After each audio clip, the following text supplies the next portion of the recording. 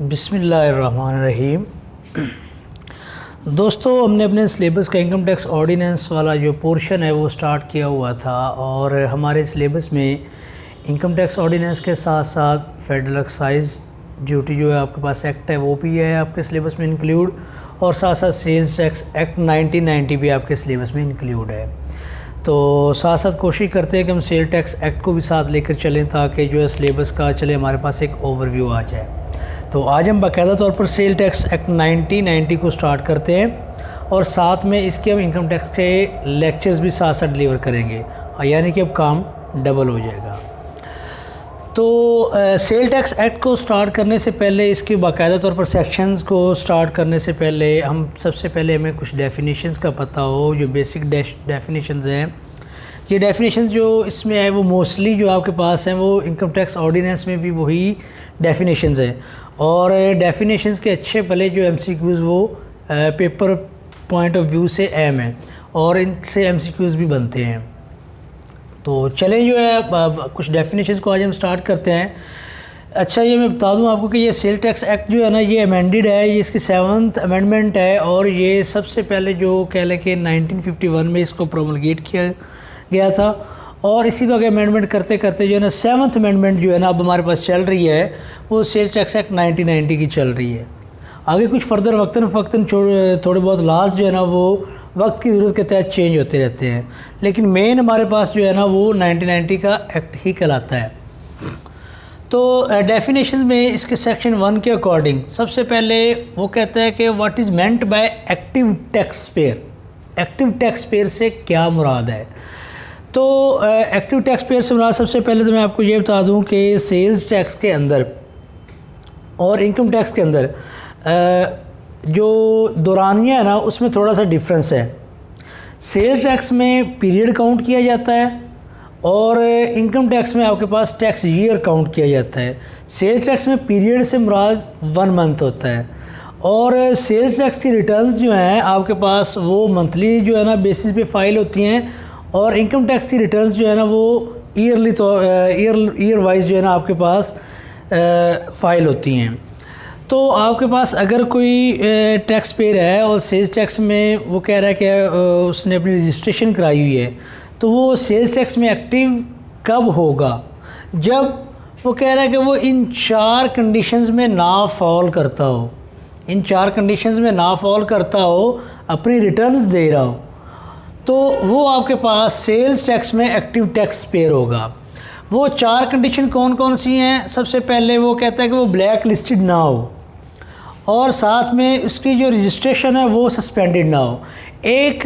Sales tax में कोई tax payer black listed कब होता है, उसकी कुछ कंडीशंस हैं, यानी कि सबसे पहले तो ये है कि वो कोई डिफ़ॉल्टर ना हो, कि उसके ऊपर कोई टैक्स जो है ना वो लीविड हो, उसके ऊपर कोई टैक्स जो है ना वाजिब अलादा हो और उसने जो है ना वो टैक्स पे ना किया हो। फिर उसके बाद तब सस्पेंशन हो सकती है कि वो इल्लीगल एक्टिविटीज़ में जो है ना वो मुलव्वस हो। तो अकॉर्डिंग टू लॉ वो अगर आपके पास ब्लैक लिस्टेड तब होगा जब वो कोई अपना यानी कि टैक्स पे नहीं कर रहा या फिर वो कोई गैर कानूनी काम कर रहा है, तो वो उसकी रजिस्ट्रेशन सस्पेंड भी हो सकती है और ब्लैक लिस्ट भी हो सकती है। ये अथॉरिटीज़ जो है ना लॉज के मुताबिक फ़ैसला करती हैं।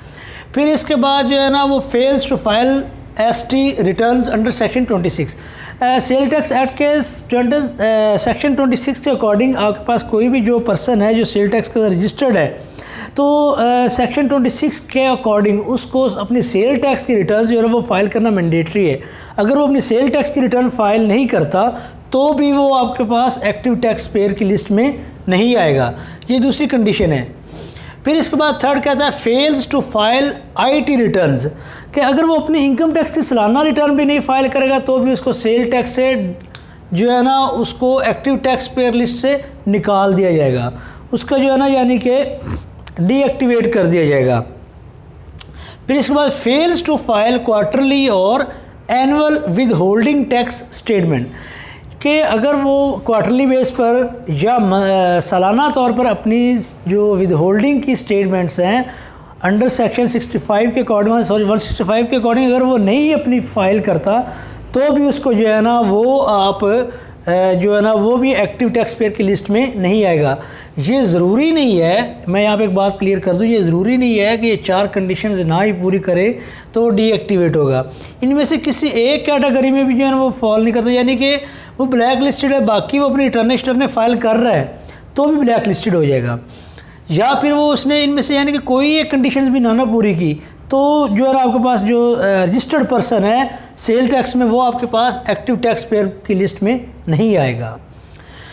फिर इसके बाद चलते हैं सेक्शन 1A की तरफ। इसमें उसने कहा है कि एपीलेट ट्रिब्यूनल। अच्छा, इसमें कई डेफिनेशन मैं आपको क्लियर कर दूं, कई डेफिनेशन ऐसी आएंगी, कुछ चीज़ें ऐसी आएंगी जिनका आपको ऑलरेडी पता है, लेकिन एज़ पर लॉ उनके बारे में क्या कहता है, हमने लॉ के कुछ हवाले, कुछ सेक्शन का हवाला देना होता है ताकि उसको हम क्या कह सकते हैं, कानूनी को शक्ल दे सकें। तो एपीलेट ट्रिब्यूनल इससे क्या मुराद है? एपीलेट ट्रिब्यूनल से मुराद ये है कि इनकम टैक्स का जो कह लें कि ये एक अदालती निज़ाम है और इसको जो है ना इनकम टैक्स के अंदर या रेवेन्यू डिपार्टमेंट के अंदर इसको जो है ना कह लें कि आपके पास जो फर्स्ट जो आपके पास पहला निज़ाम है अदालती निज़ाम, जहाँ पे फॉर एग्जाम्पल कोई पर्सन ऐसा है जिसको कोई टैक्स लगा दिया किसी ऑफिसर ने और वो समझता है कि ये टैक्स मुझे गलत लगाया गया है, तो सबसे पहले सबसे पहले जो एपीलेट फॉर्म होगा वो कमिश्नर अपील का होगा। उसके बाद नेक्स्ट उसके पास जो फॉर्म है ना वो एपीलेट ट्रिब्यूनल का है और इसके अंदर जो है ना अपॉइंटेड होते हैं, मेंबर्स अपॉइंटेड होते हैं और इसको फेडरल गवर्नमेंट अपॉइंट करती है इनकम टैक्स ऑर्डिनेंस के सेक्शन 130 के अकॉर्डिंग। इस जो है ना आपके पास इस सेक्शन के तहत आप पावर है फेडरल बोर्ड ऑफ रेवेन्यू के साथ कि वो इन मेंबर्स को जो है ना वो इस्टेब्लिश क्या कर सकती है, उनको अपॉइंट कर सकती है और एपीलेट ट्रिब्यूनल को जो इस्टेब्लिश किया गया वो इसी सेक्शन के तहत किया गया है। ये कह लेंगे सेकंड स्टेज है एपीलेट फॉर्म की। फिर इसके बाद एप्रोप्रिएट ऑफिसर, इससे क्या मुराद है? वो कहता है कि authorised by board. Authorised by board से मुराद ये है कि जो आपके पास जितना भी आपके पास कह लें कि फेडरल बोर्ड ऑफ रेवेन्यू के जितने भी ऑफिसर्स हैं उनको बोर्ड जो है ना बाय नोटिफिकेशन या फिर बाय लॉज उसको किसी भी काम के लिए जब उसको कोई अथॉरिटी दे देती है, उसको अथोराइज़ कर देती है, तो वो आपके पास कानूनी ज़बान में एप्रोप्रिएट ऑफिसर कहलाएगा। यानी कि फॉर एग्ज़ाम्पल रिकवरी के लिए कुछ जो है ना कह लें कि कुछ सर्वेंट्स को जो है ना वो अपॉइंट किया जाता है, उसके लिए कह लें कि इंस्पेक्टर वगैरह को करते हैं, वो अपॉइंट करते हैं। ऑडिट के लिए ऑफिसर्स को जो है ना वो किया जाता है। तो इनको हम क्या कहेंगे, अप्रोप्रिएट ऑफिसर के आप इसको आसान अल्फाज में right person for the right job. तो ये अप्रोप्रिएट ऑफिसर होते हैं और ये बोर्ड जो है ना उनको अथॉरिटी देता है कि आपके पास ये पावर्स हैं और आपने ये करना है कि ऑडिट का क्या सिलसिला है, इन्फोर्समेंट का क्या के लिए कौन इन्फोर्समेंट को कौन जो है ना वो देखेगा, फिर रिकवरी को कौन देखेगा, ठीक है ना। फिर इसके बाद सेक्शन 2 एक एरियर्स। एरियर्स क्या कहते हैं? एरियर्स क्या है भी कानूनी ज़बान में इसका जो है ना आपके पास कह लें कि सेल्स टैक्स एक्ट का जो सेक्शन 2A है इसके अकॉर्डिंग एरियर्स है भी अगर किसी पर्सन के ऊपर जो है ना टैक्स वो वाजिबुल अलादा है, उसको टैक्स जो है ना वो उसने देना है और उसको कोई एक ड्यू डेट दे दी गई है डिपार्टमेंट की तरफ से, फेडरल बोर्ड ऑफ रेवेन्यू की तरफ से कि आपने इतना आपका जो टैक्स है ये आप फ़लाँ डेट तक या फ़लाँ टाइम पीरियड के अंदर आप जो है ना वो जमा करवा दें। अगर तो वो इस टाइम पीरियड के अंदर जो मेंशन किया गया है बोर्ड की तरफ से अगर तो वो नहीं जमा कराता तो वो जो टैक्स उसके ऊपर वाजिब अलादा वो चला जाएगा, उसके एरियर में चला जाएगा। Sale tax not paid within due date. फिर इसके बाद क्या कहता है अभी सेक्शन 3 के अकॉर्डिंग एसोसिएट्स के जो है ना वो यहाँ पे मैं आपको एक डेफिनेशन दे दूँ कि एसोसिएट्स से क्या मुराद है। एसोसिएट्स जो है ना इसमें और एसोसिएशन ऑफ पर्सन में थोड़ा सा फ़र्क है, आपने ये समझ लें कि एसोसिएट्स आपके पास 2 पर्सन भी इंटरलिंक हो सकते हैं किसी बिज़नेस को देखने के लिए, या फिर 2 फर्म्स हो सकती हैं, या फिर 2 कंपनी हो सकती हैं। उन कंपनीज़ को जो है ना कह लें कि या उन पर्सनस को हम एसोसिएट्स कहेंगे। जो एक कह लें कि 2 पर्सन या 2 कंपनीज एक थर्ड बिज़नेस को या एक बिज़नेस को जो है ना वो हैंडल कर रहे हैं, उनका शेयर 50-50 हो, अगर ज़्यादा हो एसोसिएट 3 कंपनीज हो तो फिर यानी कि उनमें सबके शेयर्स जो है ना वो इक्वल होते हैं। एसोसिएट्स में, कि फॉर एग्जांपल कोई गारमेंट की फैक्ट्री, या कह लें कि इसके अलावा कोई और कोई बड़े लेवल पे चले जाएं, तो फॉर एग्जांपल कह लें कि मैन्युफैक्चरर है, कोई गाड़ियों का कोई मैन्युफैक्चरर है, उसमें दो छोटे छोटे जो मैन्युफैक्चर प्लांट हैं या जो दो छोटे छोटे मैन्युफैक्चर यूनिट हैं, वो दोनों मिल के कहते हैं कि हम दोनों आप अपनी प्रोडक्ट्स लाएं और हम अपनी प्रोडक्ट्स लाते हैं, तो मिल के जो है ना इस बिज़नेस को आगे वो चला रहे हैं, अपनी प्रोडक्ट्स को मिला के कुछ चीज़ बना के मार्केट में वो जो है ना बेच रहे हैं, तो वो दोनों जो है ना वो क्या कहलाएंगे, एसोसिएट्स कहलाएंगे। या दो शख्स हों और वो दो शख्स कोई बिज़नेस चला रहे हों, तो और उनके शेयर जो है ना यानी कि इक्वल हों, वो किसी एक को कह सकते हैं कि वो अथॉरिटी दे भी सकते हैं और नहीं भी दे सकते, ज़रूरी भी नहीं है कि किसी एक को अथोराइज़ कर दिया जाए या फिर दोनों का अथोराइज़ होना, दोनों की जो है ना वो उनकी म्यूचुअल अंडरस्टैंडिंग के ऊपर जो है ना वो बेस करता है। तो इनको हम जो है ना एसोसिएट्स कहेंगे अकॉर्डिंग टू सेक्शन 3। फिर इसके बाद सेक्शन 3A के according association of persons. Association of person से क्या हो रहा है? एसोसिएशन पर्सन से मुराद ये है कि कोई भी आपके पास जो है ना कह लें कि एक बिज़नेस है और वो दो या दो से ज़ायद अफराद जो है ना वो मिलकर उस बिज़नेस को रन कर रहे हैं और वो किसी लॉ के तहत जो है ना उन्होंने उसको फ्रेम किया हुआ, फॉरेन लॉ को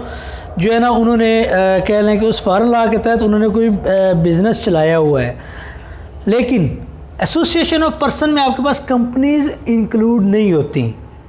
सिर्फ पर्सनस होते हैं, 3 हो सकते हैं, 4 हो सकते हैं, 5 हो सकते हैं। वो कोई यानी कि ना कोई एक बिज़नेस जो है ना वो कोई ऑर्गेनाइजेशन चला रहे हैं, कोई कंपनी चला रहे हैं, ठीक है ना, तो उनको हम जो है ना कहें, उन शख्स को, उन पर्सनस को हम क्या कहेंगे, या उस कंपनी को, सॉरी कंपनी को एज अ होल हम एसोसिएशन ऑफ पर्सनस कहेंगे। फिर इसके बाद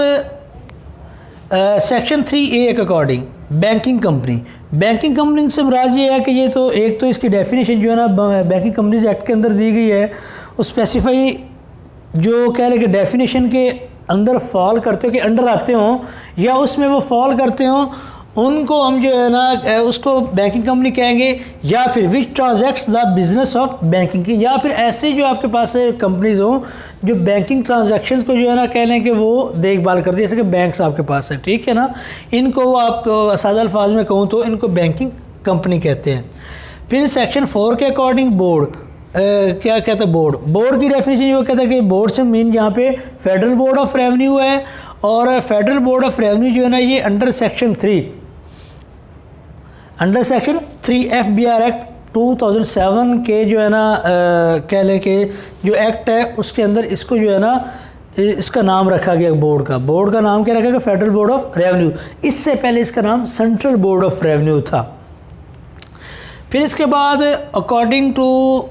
सेक्शन 4A यहाँ पे उसने चीफ कमिश्नर के बारे में बात की। चीफ कमिश्नर क्या होता है, ये भी अपॉइंट किया जाता है, इसको appoint under section 130 of income tax ordinance 2001। अब चीफ कमिश्नर आपके पास क्या होता है, ये आपके पास कह लें कि फेडरल बोर्ड ऑफ रेवेन्यू, ये हम चीज़ें आगे जाके जब हम टैक्स एडमिनिस्ट्रेशन के ऊपर बात करेंगे, इसके ऊपर एक पूरा लेक्चर है, उसमें भी इंशाल्लाह तफसीली बात की जाएगी। तो चीफ कमिश्नर से क्या मुराद है, फेडरल बोर्ड ऑफ रेवेन्यू ने जो अपनी फील्ड फार्मेशंस हैं, जो यानी कि फील्ड में कह लें कि टैक्स का जो ओवरऑल सारा जो मामलात चल रहे हैं,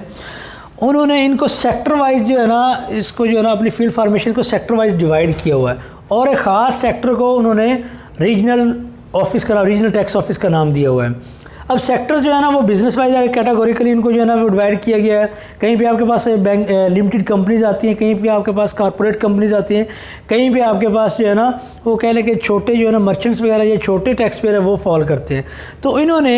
इनको कैटेगोरिकली तो तौर पर डिवाइड करके इनको जो है ना सेक्टर, जो वो सेक्टर कहलाते हैं मखसूस सेक्टर, उनको उन्होंने रीजनल टैक्स ऑफिस का नाम दे दिया है। अब अगर वो कॉरपोरेट का होगा तो उसको जो है ना वो CTO का नाम देते हैं, कॉर्पोरेट टैक्स ऑफिस कहते हैं। या फिर आपके पास अगर जो है ना ये लार्ज टैक्स पेयर जिनमें आपके पास बैंकिंग या मल्टीनेशनल कंपनीज वगैरह डील होती हैं, उनको वो लार्ज टैक्स यूनिट का या लार्ज टैक्स ऑफिस का नाम देते हैं। तो अब किसी रीजनल ऑफिस को जो सबसे हायर अथॉरिटी होती है, जो उसको कंट्रोल करती है, वो अथॉरिटी होती है आपके पास चीफ कमिश्नर होती है, और चीफ कमिश्नर अपॉइंट किया जाता है बोर्ड की तरफ से। बोर्ड जो है ना वो इसको अपॉइंट करता है, और ये इसके किस सेक्शन के तहत, सेक्शन 130 के तहत जो है ना इसको अपॉइंट किया जाता है चीफ कमिश्नर को। फिर इसके बाद वो कहता है कि सेक्शन 4A के अकॉर्डिंग कमिश्नर अपील्स क्या होता है। इसके बारे में पहले भी मैं बात कर चुका हूँ कि आपके पास जो ना सबसे पहला अपीलेट फॉर्म होता है किसी भी टैक्स पेयर के लिए, जब कोई अग्रीव्ड टैक्स पेयर होता है और उसको वो कहता है कि मुझे गलत टैक्स लगा दिया गया है, तो फेडरल बोर्ड ऑफ रेवेन्यूज़ के लिए कह लें एक अदालती निज़ाम बनाया, और वो सबसे पहला जो उसके पास पहला स्टेप है कह लें, या उस निज़ाम का जो सबसे पहला फॉर्म है उसके पास जिसको वो यूज़ करेगा, वो आपके पास अपील का होगा। और अपील्स को जो देखने के लिए जो अथॉरिटी जो है ना वो उसको अपील्स को देखती है, वो कमिश्नर उसको देखता है। ये ग्रेड 20 रैंक का होता है और इसको कमिश्नर अपील का ही नाम दिया जाता है, और इसको भी सेक्शन 130 के तहत ही अपॉइंट किया जाता है, और ये भी बोर्ड के पास पावर्स है, बोर्ड कमिश्नर अपील को अपॉइंट कर सकता है। फिर इसके बाद वैसे सेक्शन 5 के अकॉर्डिंग कमिश्नर से क्या मुराद है, फेडरल बोर्ड ऑफ रेवेन्यू के कमिश्नर से क्या मुराद है। अब आगे मैंने आपको बात की थी कि जो है ना फेडरल बोर्ड ऑफ रेवेन्यू ने अपनी फील्ड फॉर्मेशंस को जो है ना टैक्स ऑफिस वाइज उन्होंने डिवाइड किया हुआ है। अब आगे टैक्स ऑफिस में जो है जैसा कि रीजनल टैक्स ऑफिस मैंने आपको कहा है, कॉर्पोरेट टैक्स ऑफिस का है, लार्ज टैक्स ऑफिस का है, मीडियम टैक्स ऑफिस, इस तरह से। अब इन जो है ना ऑफिस को आगे फर्दर जो है ना कह लें कि बिज़नेस वाइज, या फिर आप कह सकते हैं कि जुरिस्डिक्शन टेरिटोरियल जुरिस्डिक्शन वाइज जो है ना वो डिवाइड किया जाता है, और किसी ख़ास हेड ऑफ बिज़नेस को या फिर किसी ख़ास टेरिटोरियल जुरिस्डिक्शन को जो है ना कह लें कि आगे जो फर्दर डिवाइड किया जाता है वो जोन में डिवाइड किया जाता है, और जोन का जो हेड होता है वो कमिश्नर होता है, और ये भी ग्रेड 20 का होता है, और ये फिर उस सारे जो है ना जोन के मामलात को देखते हैं। तो ये जो है ना आपके पास सेल्स टैक्स एक्ट के सेक्शन 5 के अंदर जो है ना कमिश्नर की डेफिनेशन दी गई है, और इसको जो है ना अपॉइंट किया जाता है वो section 130 of income tax ordinance 2001 के तहत अपॉइंट किया जाता है। तो ये हमारे पास जो है ये डेफिनेशंस के 1-2 लेक्चर और आएंगे, और इन डेफिनेशन में से इंशाल्लाह जो है ना काफ़ी चीज़ें जो है ना वो आपके पास जो है ना आने वाले जो आपके एग्ज़ाम्स हैं काफ़ी ज़्यादा मददगार साबित होंगी। तो इंशाल्लाह आगे से कोशिश करेंगे कि हम नेक्स्ट जो है ना अपने डबल लेक्चर्स जो है ना डिलीवर करें, इनकम टैक्स भी साथ लेके चलें और साथ सेल टैक्स भी लेकर चलें। जज़ाकुमुल्लाह।